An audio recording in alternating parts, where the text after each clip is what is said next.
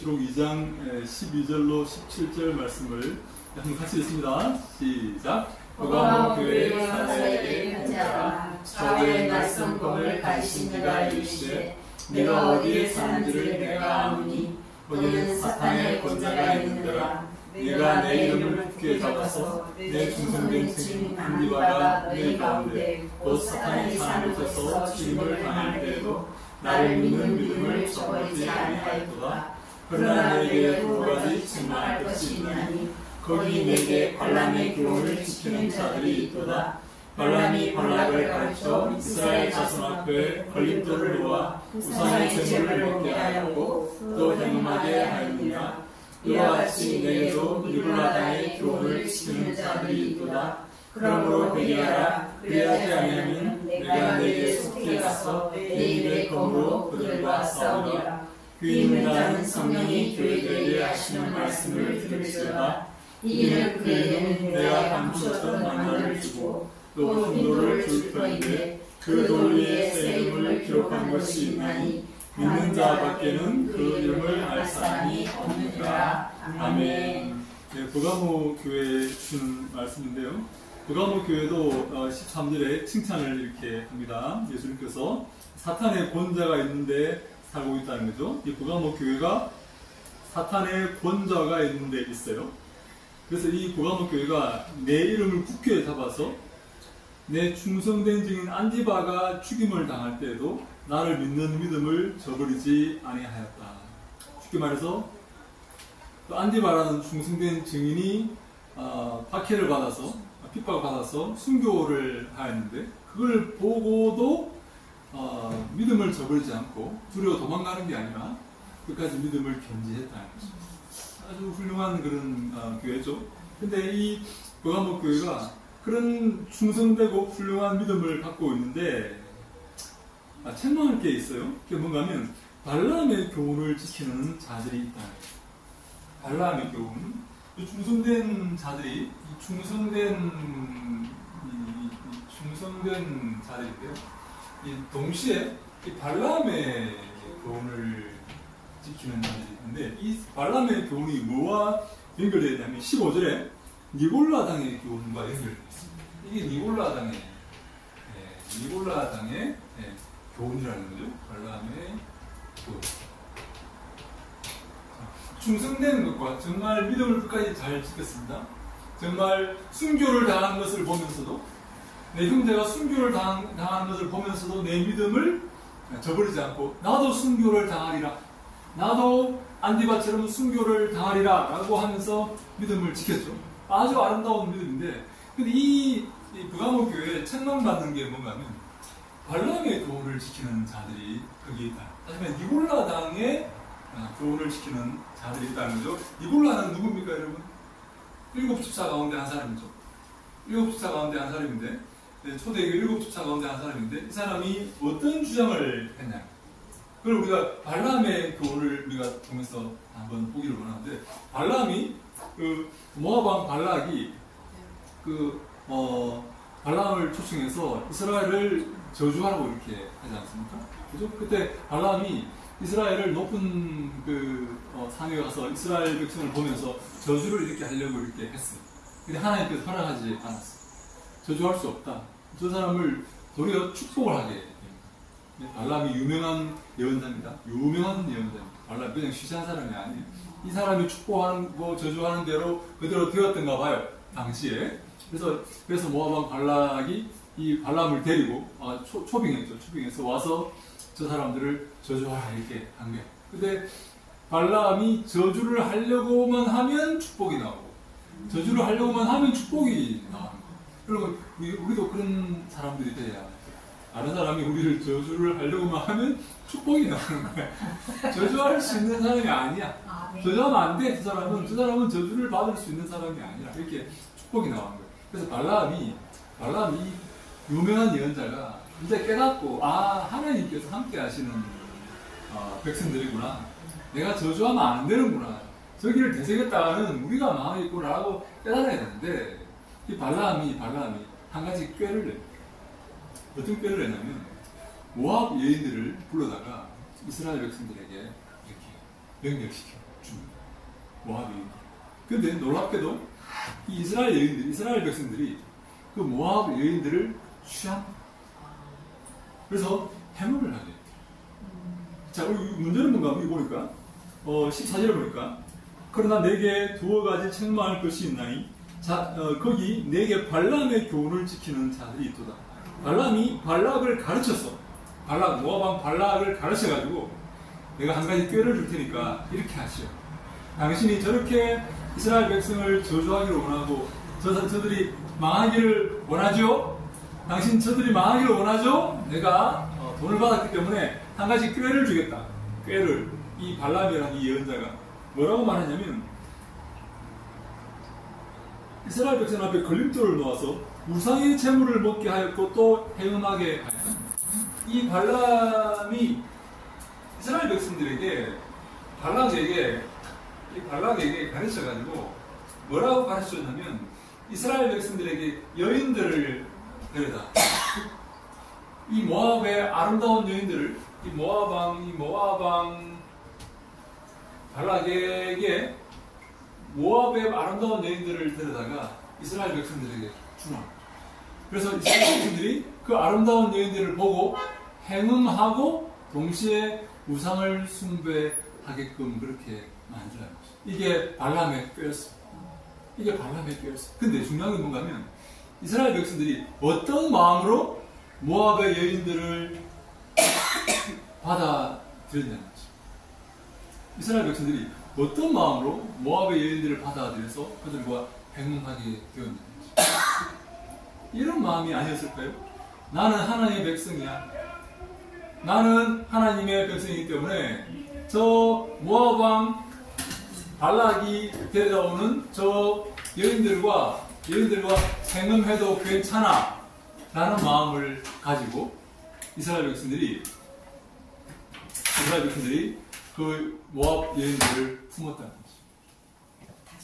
다시 할게요. 네. 이제 이스라엘 백성들이 어떤 마음을 가졌냐. 모압 여인들이 모압왕 발락이 모압 여인들을 데리고 올 때 이스라엘 백성들이 그 여인들을 보고 어떤 마음을 품었냐는 거죠.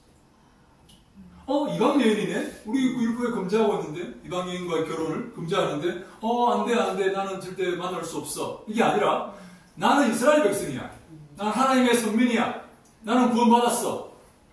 나는 저 여인 정도는 품어도 괜찮아. 이 종한 죄는 지어도 괜찮아. 왜? 나는 하나님과 계약한 선민이기 때문에 그래. 나는 하나님의 아들이야, 딸이야. 하나님께 결코 나를 책망하지 아니하실 거야. 결코 나를 버리지 아니하실 거야. 라고 하면서 이 이스라엘 백성들이 모압 여인을 품었다는 거죠. 이까지 정도. 이거 뭐 척질 정도야. 이런 거죠. 품었다는 거죠. 이게 바로 니골라다는 죄입니다. 이 사람들이 어떻게 주장했냐면, 제가 지금 이야기하는데, 이 사람들이 어떻게 주장했냐면, 예수 믿었어요? 구원받았어요? 이제 취소가 안 됩니까? 우리가 죄를 지어도 취소가 안 됩니까? 죄 정도는 지워도 괜찮아요. 조그만 죄 지워도 괜찮아요. 왜? 우리가 하나님의 자녀고 하나님 아들인데, 당신 구원받았잖아요. 용서받았잖아요. 하나님의 보활이 있잖아요. 이 정도 죄는 다 용서해 주시는 거예요. 우리 미래의 죄까지 다 용서하신 거예요. 좀 지어도 괜찮아요. 라고 니골라가 주셔요. 니골라다는 사람. 이게 현대판 구원파입니다. 구원 받았어요? 네? 그러면 거짓말해도 괜찮아요. 왜? 내가 구원 받았는데. 그리고 내 미래의 죄까지 다 용서 받았기 때문에 죄 조그만 것. 그러면 회개해요? 아니요. 회개한 것은 구원받지 않은 거예요. 회개하면 안 돼요. 우리는 회개할 수 없어요.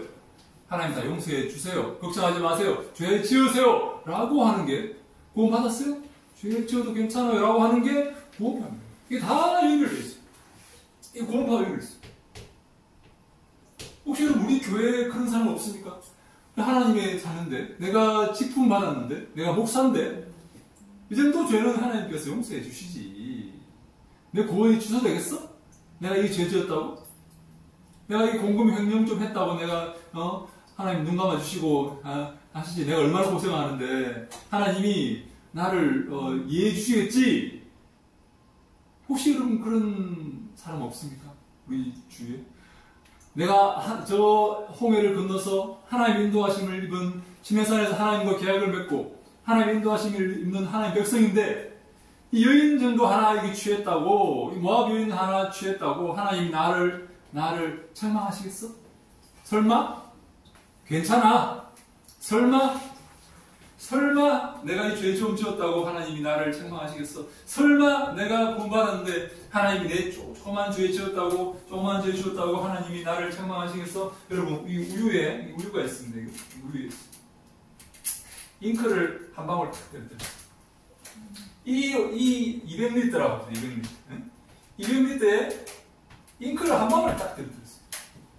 이거 여러분 마실 수 있습니까? 어떻습니까?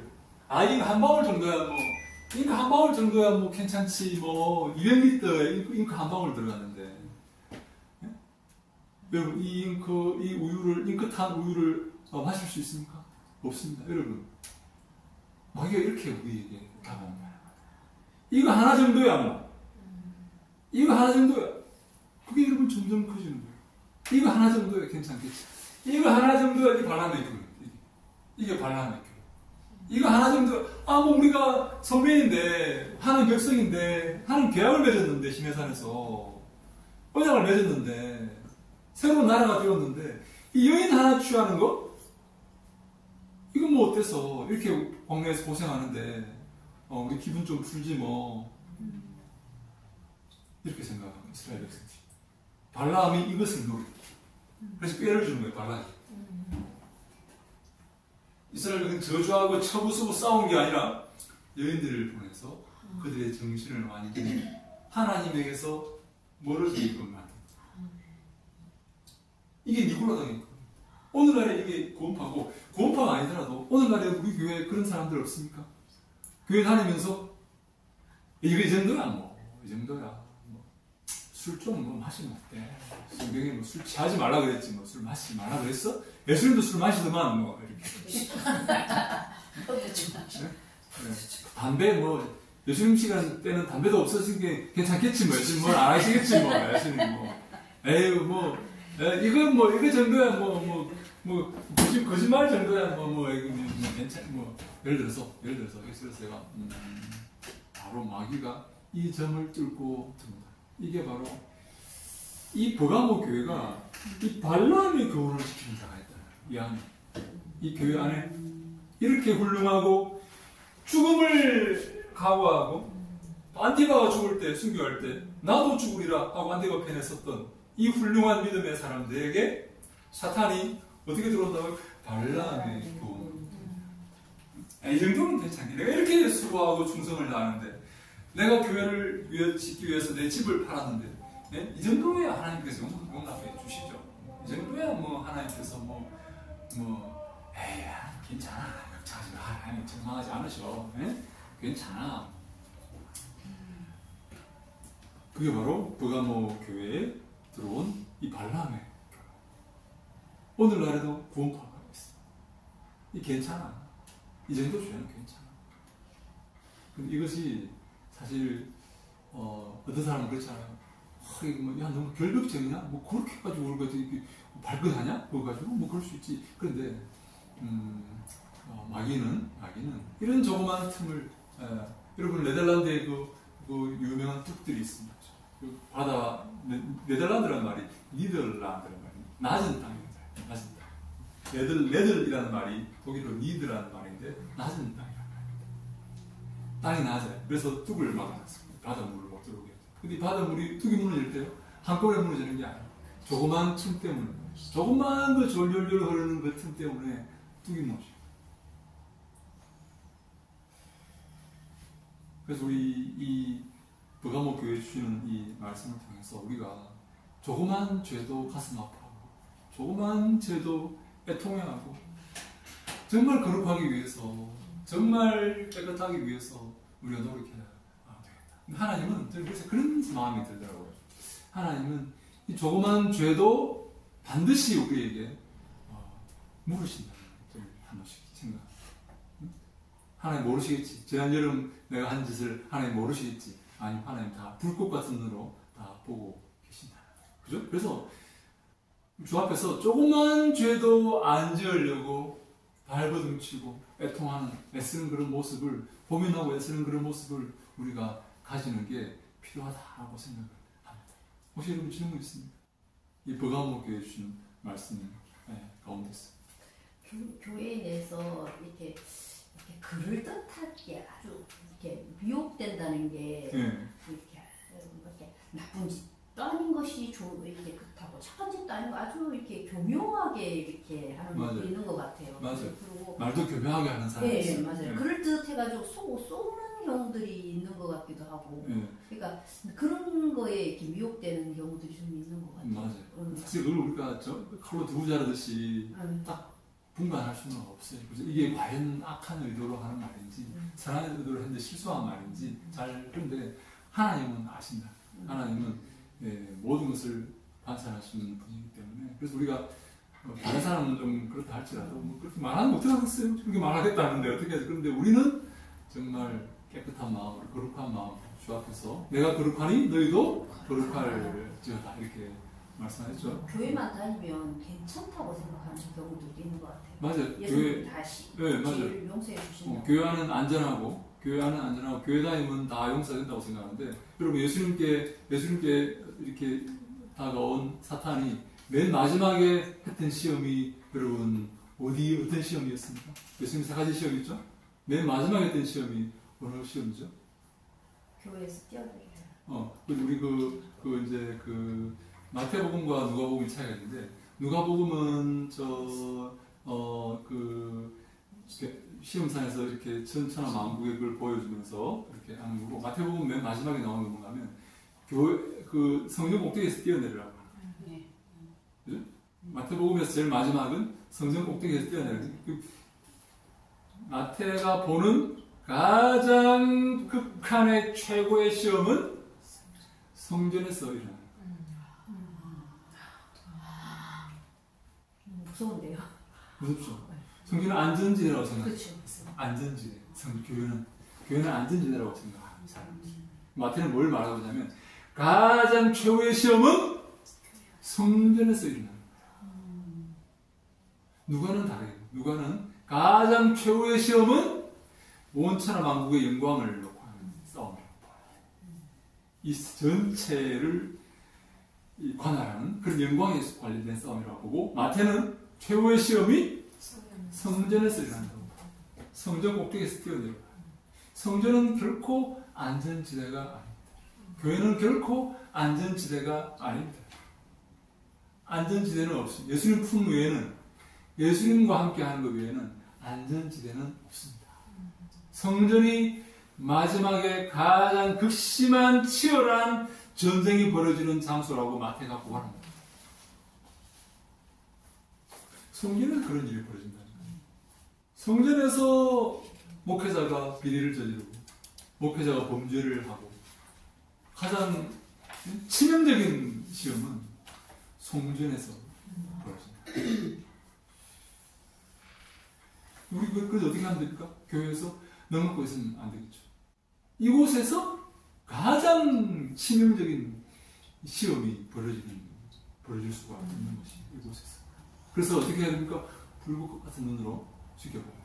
이게 마귀가 어떻게 들어와서 이 교회를 넘어뜨리려고 하는지, 성도들을 빼앗아가려고 하는지, 정말로 이 세상에서는 사실 별로 불꽃이 쳐다볼 필요 없어요. 왜? 원래 이러니까. 근데 교회에서는 정말 주시해서 누가 넘어지는지, 넘어지지 않는지, 누가 어떤 잘못된 자들이 누룩이 들어와서 교회를 망하게 하는지, 잘못된 가르침이 들어와서 교회를 망하게 하는지, 악한 자들이 들어와서 교회를 어지럽히는지를 정말 우리가 주시하면서 봐야. 왜? 가장 치명적인 시험은 교회에서 일어난다. 이렇게 보는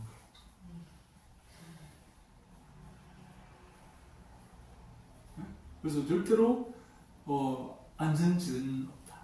안전지대는 없습니다. 안전한 곳은 없습니다. 심지어 교회가 가장 큰 시험이 벌어지는 장소가 될 수가 있는 것입니다. 교회가. 여러분 주시하셔야 됩니다. 아유, 잘하시겠지. 맞으시겠지. 오케이? 그러나 잘 살펴봐야 되고 주시를 하고 있어야 돼. 그렇다고 해서 아무나 의심하라는 게 아니고 아무나 보고 너 혹시 아니야? 너 내가 보니까 이상한 거 같아. 빨리 사실대로 말해봐. 이렇게 하면 안 되고 아무나 붙들고 하면 안 되고 하시면 안 되고. 교회에 대해서는 이렇게 좋은 게 좋은 거다 하고 이렇게 좀 아우르려고 그런 게 있어요. 맞아요. 그러니까 우리가 교회가 더 취약한 거예요. 용서해주고 덮어주니까 덮어줘야 돼. 이렇게 까발리면 온 사회에서 세상 사람 손가락질 하잖아. 덮어줘야 돼. 오케이. 그 많은 부분이 있어요. 그러나 우리가 그거를 못하게 하고 사진을 방지하고 막아야지. 그걸 방조하고 있으면 안 된다. 방조하면 안 되는데. 그래서 이야기해야 된다. 이거 아니지 않습니까? 난 이렇게 생각하는 거 어떻게 생각하세요? 이렇게 이야기를 해야 돼요. 아유 뭐 그냥 넘어가 그냥 왜 그래? 덕이 안 되게 덕이 안 되잖아. 에이 왜 그래 이렇게 하면 아직 저는 그게 결코 옳은 게 아니라고 생각해요. 이야기해. 우리 성경을 놓고 이야기해야 됩니다. 목사님 제가 뭐 예를 들면 제가 목사님이 비리가 있다는 게 아니고 목사님 왜 말씀대로 안 하십니까? 이야기해. 저도 마찬가지. 성도는 왜 말씀대로 안 하십니까? 말씀을 중간에 놓고 서로 우리가 감시해야 돼요. 감시. 왜 말씀대로 안 하세요? 집사님? 왜 장로님 말씀대로 안 하세요? 말씀이 이렇게 되어 있습니다. 목사님 왜 말씀대로 안 하세요? 목회 안 하세요? 말씀대로 설교 안 하세요? 왜?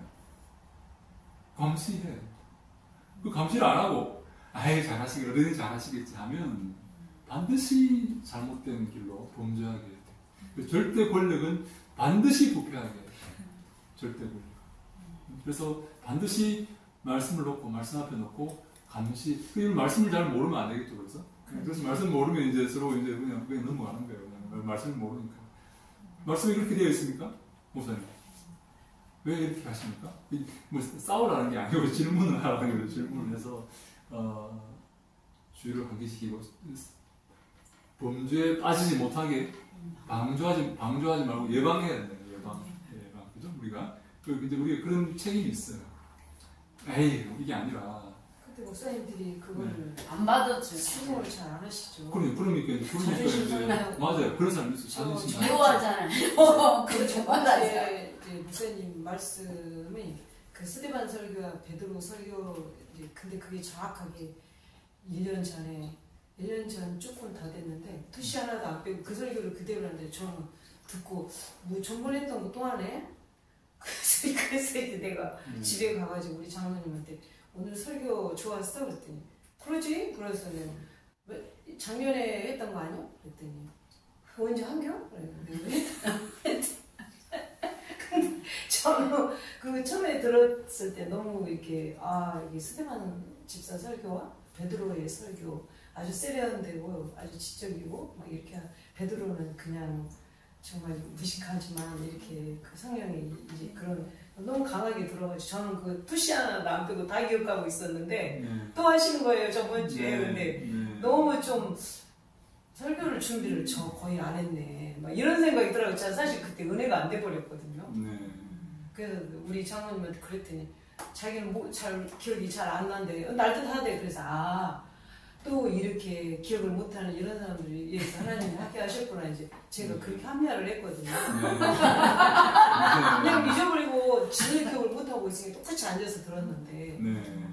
그래서 이제 설교를 안 하고 저는 이제 그 시간 내에 하루 종일 뭐 한다고 설교 준비도 안 하고 와서 같은 거 들고 와서 떠나는 짜증이 확 나는 거예요. 우리 진짜 스테파시게 일하고 그날 가가지고 진짜 지친 모습으로 그 말씀 먹겠다고 가서 앉아있는데 그래서 순간 굵고 올라오는 참고 집에 가서 그랬더니 거기는 또 기억을 못하는 거예요. 그래서 이런 사람들을 위해서 하나님이 두 번 리바이벌 하게 하셨구나. 그래서 이제 마음이 이제 좀 편해지더라고요. 뭐 설령 그렇다 할지라도 근데 영혼이 살아있는 분들은 영적인 양식을 구하게 되었어. 그렇죠. 영적으로 배고파요. 배고파서 공급받고 싶은데. 왜냐면 육신은 우리 너무 좋은 거 찾아다니면서 먹잖아요. 온갖 좋은 거 다 먹고 온갖 조금이라도 이렇게 뭐 오래된 거 먹습니까? 하루 지나면 안 먹고 다 버리고 얼마나 우리가 신경을 쓰는데 영혼의 양식은 사람들이 그렇게 크게 관심을 이렇게 안 하고, 한 1년 된 것도 먹고, 쓸데없는 거짓말도 먹고, 하여간 그런데, 우리가 그런 것은 이제 직무유기죠. 직무유기. 예? 성도들에게 신선한 영양가 있는 영적인 양식을 제공할 의무가 있는 거죠. 그거는 특별히 또 그렇게 표절하는, 설교 표절하는 목사님도 있어요. 자기가 준비할 엉뚱한 사람, 큰 교회 목사들 설교 갖고 와가지고 토시 하나 안 빼고 이렇게 그대로 읽는 거예요. 이걸 자기가 준비하지 않았기 때문에 이것은 성도들에게 올바른 양식을 준다고 말할 수 없는 거예요. 그래서 여러분, 그래서 그런 목사들 가운데 이렇게 이제 당회가 열려가지고 표절을 했다고 쫓겨나는 사람들 많이 있어요. 그럼 어떻게 이렇게 할 수 있냐고. 표절은 범죄인 거예요. 이 점점 앞으로 점점 이런 지적재산권, 이런 이 카피라 이런 것들이 지식이 많아지면 많아질수록 이 지적재산권에 대한 그 소송이 많아집니다. 내 거다 이건 왜 고유한 그걸 인정해 줘야 돼? 그것을 카피하면 안 돼요. 다른 사람 걸 왜 자기 것처럼 이렇게 합니까? 그거는 잘못된 거예요. 그거는 이것만 도둑질하는 게 아니라 생각도 도둑질하는 거예요. 다른 사람 생각을 도둑질하는 거예요. 이거는 심지어 세상에서는 이걸 더 중요하게 생각합니다.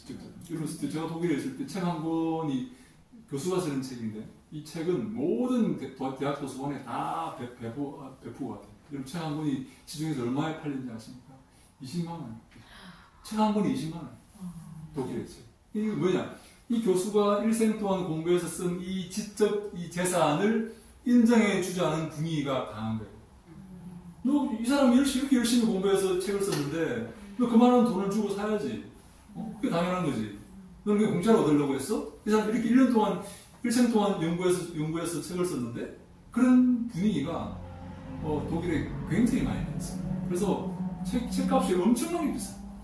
책을 사봐요? 우리는 책 1, 2만 원 사면 굉장히 비쌉니다.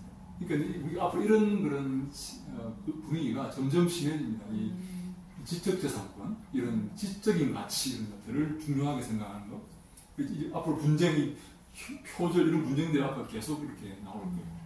그래서 그 말씀을 가르치는 자와 좋은 것을 가시하라는 말씀이 있는 건가요? 그럼요. 그 말씀을 왜 더 중요한 게 이 영혼의 말씀이 더 중요한 게 영혼을 살찌게 만들고 건강하게 만들기 때문에 말씀 먹지 못하면 영혼이 병들어서 파래져서 예산에게 잡혀가고 마귀에게 잡혀가고 또 영혼이 죽어버리는 거예요. 그래서 말씀이 가장 중요하기 때문에 말씀을 가르치는 자와 모든 좋은 걸 함께 하라는 거죠. 이게 뭐냐면 여러분 우리 선생님과 좋은 관계를 맺지 못하면 그 아이는 결코 그 과목에서 좋은 성적을 얻을 수가 없어요. 그렇죠.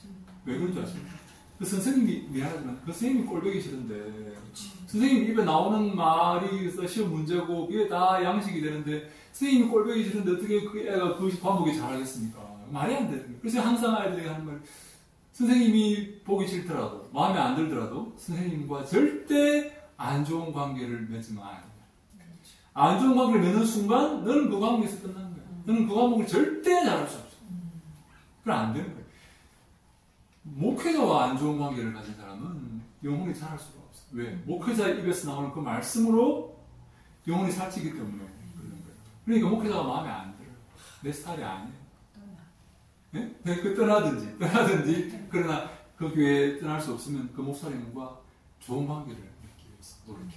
좋은 관계를 맺어야만 그 목사님 설교가 귀에 들리고 그래서 내 영혼이 자라게 되고 풍성하게 되는 거지. 근데 그 목회자는 정말로 성도들에게 진실한 마음으로 맛있는 밥을, 영적인 밥을 해서 성도들이 행복하고 만족하고 영혼이 자랄 수 있도록 성장할 수 있도록 그렇게 만들어줘야 될 의무가 있는 거죠. 그걸 못하면 이제 그 사람은 짐을 이기고 자격이 없는 사람이다. 그렇게 볼 수밖에 없는 거지. 그건 목회자 그거 하라고 제사장의 일 의무는 제사가 아니라 말씀을 가르치는 거예요. 왜냐하면 말씀을 가르치지 않으면 이스라엘 백성들이 밤낮 제사 지내다가 불을 다 죄짓고 제사 지내고 죄짓고 또 제사 지내고 여러분 하나님 그거 원하시겠습니까? 제사를 지내는 것은, 제사를 드리라는 것은, 번제를 드리라는 것은 죄 짓지 말라는 말이죠. 그죠? 말씀을 가르쳐야만 죄를 안 짓게 됩니다. 아, 하나님 이거 원하지 않으시는구나. 이렇게 살아야 되는구나고, 죄 안 짓고 제사를 안 드리러 와야 되는 거예요. 죄 짓고 제사 드리러 오는 걸 하나님 원하시는 게 아니죠. 그죠? 그래서 제사장의 제일 의무는 말씀을 가르치는 거죠. 목회자의 제일 의무는 예배를 집도하는 게 아니라 말씀을 가르치는 거죠. 성도들이 하나님께 앞에서 바르게 살도록 만들어요. 그죠? 죄 안 짓고 거룩하게 바르게 받고 살도록 받게끔 그렇게 살도록 만드는 게 목회자의 제일 의무입니다. 그죠? 그래서 근데 말씀을 통해서 성도들을 가르치고 영적인 양식을 줘서 그렇게 만들어야 되는데 그걸 못하면 직무유기라고 말할 수밖에 없는 것이죠. 그래서 우리가 이제 그래서 말씀이 제일 중요하다, 그죠? 제일 중요해. 우리 영혼이 자라기 때문에 육신은 곧 이제 벗어버릴 겁니다, 그죠? 곧 우리 영혼은 하나님을 알게 되고 자라게 되고, 그죠? 영혼이 아마 영원히 이렇게 하나님과 함께 살 것이기 때문에 영혼의 건강, 영혼의 성장, 영적인 성장. 그래서 영적인 어린아이가 되면 안 돼요. 영적 유치원에 늘 머물러 있으면 안 됩니다. 영적으로 자라야 되는 거예요. 중학생, 고등학생, 대학생, 성인으로 영적으로 자라야. 결국 그래서 하나님 마음을 이제 알게 돼요. 하나님 마음을 영적으로 유치원에 많은 성도 영적 유치원에 이렇게 있어요. 유치원은 너무 즐겁고 너무 재밌지만 아무 의무가 없어요. 영적인 초등학교만 가도 이제 숙제가 있고 중학교만 가도 이제 그 중학교는 큰일 났는데 이제 중간고사라고 써 있어요. 이제 애들 뭐 머리 터집니다. 이제 막 얼굴이 죽상이 죽상이 돼가지고 뭐 시험 잘 봤냐? 못 봤어요. 고등학교 되면 이제 큰일 나는데 수능 봐요. 수능 이제 대학에 들어가요. 대학에 들어가도 끝난 게 아니에요. 대학 졸업하고 이제 입사해야 돼요. 이제 이게 죽고 사는 문제 같은 거. 죽고 사는. 이제는 봐주는 거 없어요. 봐주지 않습니다. 이제 뭐 전에는 봐줬어요. 이거 봐줬습니다. 봐주고 언제나 이제는 봐주는 게 없습니다. 이제는 목숨 걸고 해야 되는 거예요. 근데 성도들이 전부 다 여기 유치원에서 이렇게 지내려고 벗어나지 않으려고. 이벤트도 많고. 이벤트 해주고 이렇게 해주고 자기 잘했다 그러고 조금만 교회 나오는 것만 해도 잘했다. 교회는 마치 유치원에 오는 것만 해도 이렇게 반가워하는 것처럼. 숙제가 어딨어요, 숙제가. 숙제 내주면 다 도망가는데, 그죠? 반가워하고, 이제, 성장해요, 성장. 이제는 고등학교만 되면 이제 하나님 마음을 하나님 마음을 이제 알게 돼요. 이제 어린아이들이 아니에요. 떼쓰고 투정 부리고 교회 안 가. 뭐 애들은 밥 안 먹어 하는 것처럼 밥 안 먹어. 이제 여기까지 밥 안 먹어지만 이제는 이제 하나님 마음을 우리 아버지 마치 부모 마음을 알듯이 우리 아버지가 그런 심정이었구나. 나를 두렵게 패실 때 이런 심정이었구나 하는 걸 이해하는 거예요. 아버지를 위로해 줄 수 있고 엄마를 위로해 줄 수 있고 엄마 내가 있잖아 이렇게. 이때까지는 이제 그걸 몰라요. 저밖에 몰라요. 그죠? 그러나 우리가 하나님 마음을 이제 하나님 마음이 얼마나 안타까우시고 답답하셨겠나. 하나님 나를 보시고 얼마나 속이 상하셨겠나. 저거 인간 되나 이렇게 하면서 이제 하나님 마음을 기쁘시게 해 주려고 이제 노력하는 거죠. 이렇게 하면 하나님 기뻐하시겠지? 내가 조금 수고하면, 내가 설거지하면 하나님 기뻐하시겠지? 내가 좀 참으면 하나님 기뻐하시겠지? 하면서 알게, 전에는 그런 게 있었어요. 싸우고 막 이렇게 마음대로 했지만, 영적으로 자라야 돼요. 영적으로 어른이 돼야 돼요. 어떻게 자라요? 말씀 먹고 자라요. 말씀. 성장하는 힘이 생기고, 말씀을 통해서 힘이 생기는 거예요. 말씀 잡고 있을 때 힘이 생기고, 믿음이 생겨요. 믿음은 들으면서 나오고, 들으면 그리스도의 말씀으로 말미암습니다. 그래서 믿음이 생겨요. 그래서 믿음으로 이제 하나님을 기쁘시게 하는, 믿음으로 세상이 감당할 수 없는 그런 사람이 되어서 하나님을 기쁘시게 하는 그런 경지까지 올라가는 경지까지.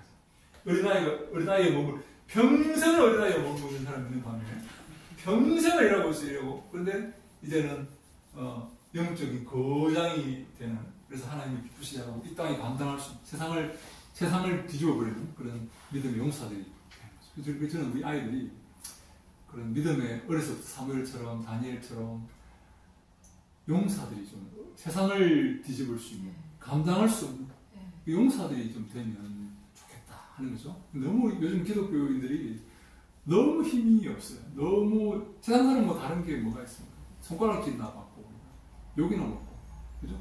그리고 우리가 저는 어린 아이들을 통해서라도 좀 사무엘 같은 다니엘 같은 그런 위대한 믿음의 용사들이 좀 나타나서 마지막 때 하나님을 기쁘시게 하면 좋겠다 그런 생각을 합니다. 네. 그래서 우리가 말씀을 제대로 가르치는 게 가장 중요하고 바로 예. 말씀을 그 가르치면 행사가 중요한 게 아니라 말씀을 가르치면 믿음이 생깁니다. 믿음은 들음에서 나고 들음은 그리스도의 말씀으로 말미암아. 말씀을 가르치면 믿음이 생깁니다. 큰 믿음. 내 믿음이 크다. 그죠? 믿음이 적은 자여 왜 두려워하느냐가 아니라 네 믿음이 크다. 이렇게 칭찬을 받는 거예요. 큰 믿음. 그래서 큰 믿음이라는 이 말이 이단에 있어가지고 제가 참 쓰기가 좀 그러는데 큰 믿음을 가져요. 작은 믿음. 내 믿음이 의심하느냐 믿음이 적은 자들이요. 이게 아니라 칭찬받는 믿음을 칭찬받는. 여러분 그런 믿음 가지기를 원하시죠? 네. 여러분 큰 믿음. 그래서 우리는 약간 좀 도전 정신이 좀 필요해요. 이 길이 옳습니까? 하여간 어떤 길인지 몰라요. 하여간 이 길이 옳다고 이 길이 하나님 기뻐하시는 길이라고 생각하십니까? 그러면 거기에 한번 남은 인생을 한번 걸어 보십니다. 어떤 길이든지 우리 앞에 놓인 어떤 길이 있든지. 근데 우리가 주저하고 이게 아니라 주를 위해서 그런 말이 있잖아요. 주를 위해 큰 일을 계획하라. 주를 위해서 큰 일을 계획해보는 거지.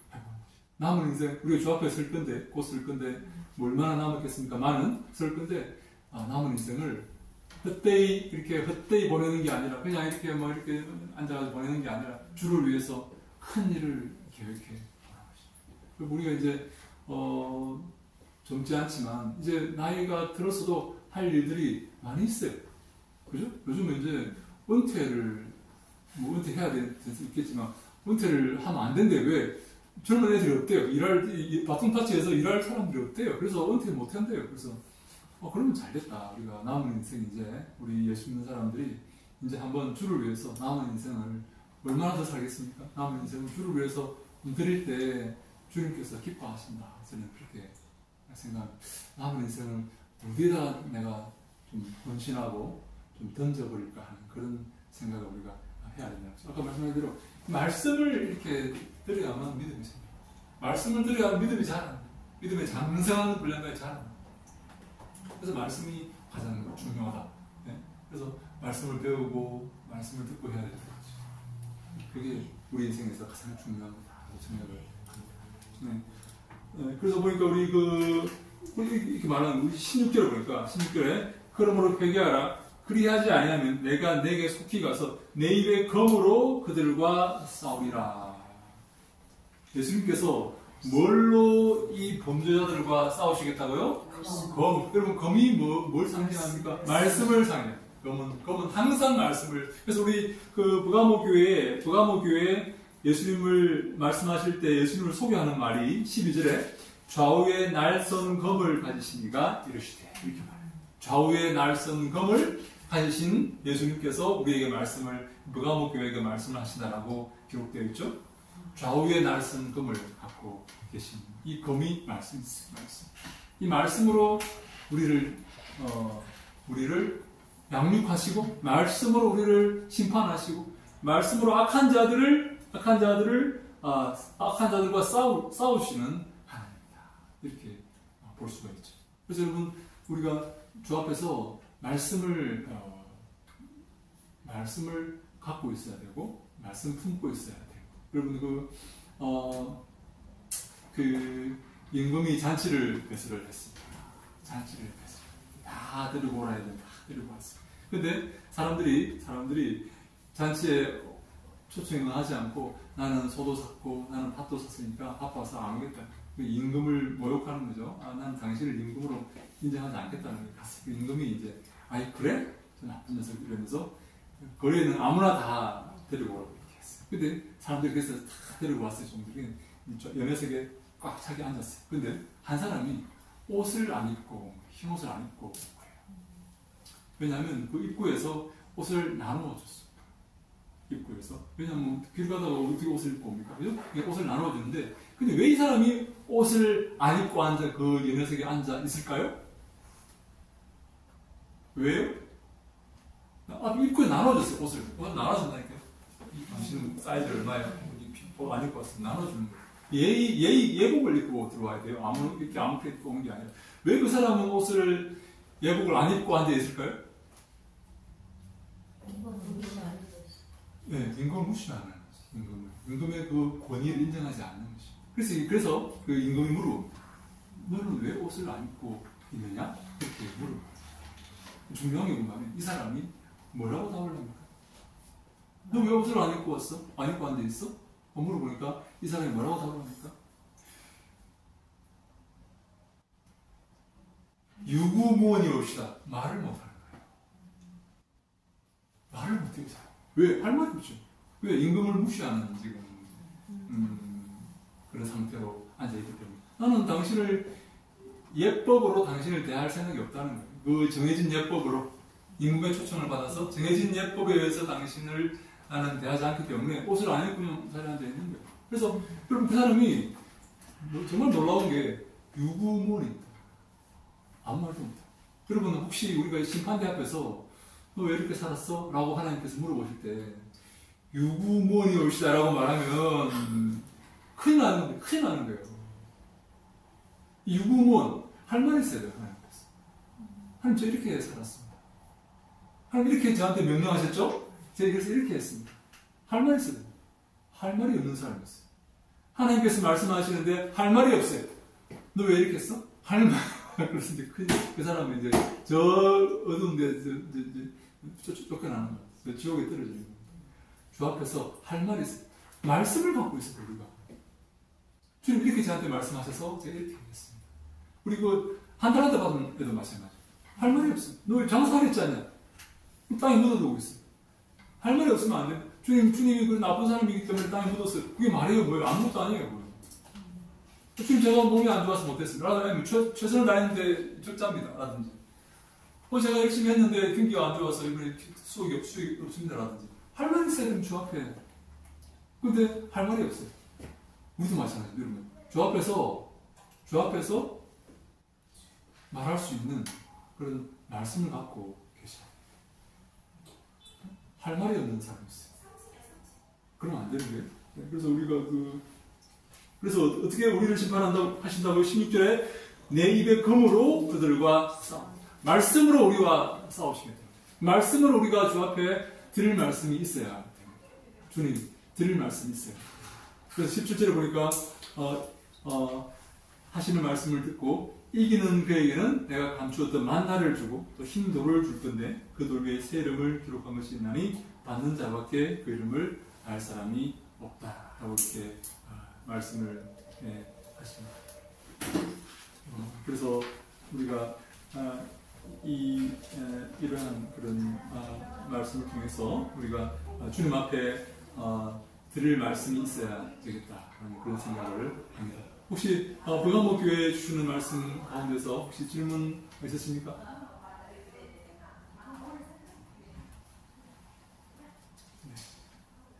네, 그래서 그러면 우리 다음 시간에 두아디라 4대 빌라델비아 라오디게아 이렇게 한번 공부를 해보도록 하겠습니다. 네, 우리 오늘 주신 말씀을 가지고 한번 기도할까요? 한번 우리 에베소 교회, 우리 성원학 교회, 우리 버가모 교회 주신 말씀을 기억하면서 이 말씀이 우리에게 주시는 말씀이다라고 생각을 하시고 우리도 에베소 교회 칭찬과 책망, 서문학 교회의 칭찬 그리고 버가모 교회의 칭찬과 책망을 우리의 것으로 받아들이고 기뻐하고 또 회개하면서 남은 인생 주 앞에 설 때 주님께 칭찬받는 우리 모두가 되게 하여 주시옵소서. 1분간 같이 우리 기도하시고 우리 전사님께서 한번 기도하시고 이 모든 시간을 마칩니다. 기도합시다.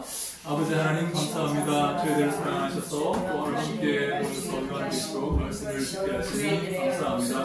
하나님이여 저희들 OS교회와 성원학교회 동아모교회 말씀 주신 그 말씀을 기억하면서 하나님이여 주님이 기뻐하시는 영혼의 믿음의 삶을 살아갈 수 있도록 하나님이여 도우시고 인도하여 주시옵소서. 하나님이여 그 앞에 칭찬받고 칭찬받지 않는 그런 믿음의 삶을 살아서 늘 주님께 영광 돌리며 살아갈 수 있도록 하나님이여 붙잡으시고 아버지여 도와주시옵소서. 우리 세계 떠나게 하시고 하나님이여 주의 말씀 들고 나오는 세상 살아가는 모두가 다 되게 하여 주시옵소서. 기도하시고 하여 주시옵소서. 아버지여 도와주시옵소서. 하나님 아버지 감사합니다. 진리가 너희를 자유케 하리라는 주님의 말씀처럼 오늘 하나님 말씀을 통하여 저희들이 또 한 번 다시 한번 주 앞에 깨달음과 또 결단의 시간이 되었습니다. 아버지 이곳에 저희들이 멈추지 말게 하시고 이 모든 것을 나아가 교회 가운데 또한 성도 가운데 공동체 안에서 저희들의 행함으로 보여줄 수 있는 귀한 시간으로 저희들에게 덧입혀 주시옵소서. 작은 죄라도 어떤 것에서도 허용하지 않는 그런 마음의 결단을 또 이 시간 내렸습니다. 주님, 저희들의 연약함을 보고 아시는 주님이시여 저희들이 무엇을 하든지 어디에 있든지 간에 늘 주와 함께하며 주 앞에 기뻐 받으시는 그런 삶으로 살게 도와주시옵소서. 아버지 이 땅의 것이 아무것도 아니고 저희들은 천국을 향하여 천국을 바라보며 그 본향을 늘 소망 가운데 갖고 있사오니 주 앞에 섰을 때 주 앞에 너희들이 무엇을 하였느냐 무엇을 어떻게 하였느냐 물었을 때 주 앞에 기쁨의 대답을 드릴 수 있는 주님의 자녀들로 세워주시옵소서. 늘 주의 도우심이 저희들과 함께 하실 줄 믿습니다. 귀한 하나님의 목사님 아버지 너무나 귀한 것으로 하나님 정말 많은 이들에게 먹여줄 수 있는 저 은사를 세상 방방곡곡에 사용하여 주시옵소서. 그래서 저 아버지 열매를 통하여 연약한 자들이 세워가고 하나님 아버지 이의 마지막 때 주의 말씀 주님의 말씀을 온전히 가르칠 수 있는 귀한 은사를 온 아버지 연약한 자들을 통하여 알게 하시고 깨닫게 하시는 귀한 은사를 주셨사오니 온전히 사용하여 주시옵소서. 우리 삶 가운데 하나님께서 은총을 내려주시고 저희들의 만남의 축복을 하나님 앞에 이어갈 수 있는 귀한 시간을 허락하여 주심을 감사하며 살아계신 예수님의 이름으로 기도하옵나이다. 아멘.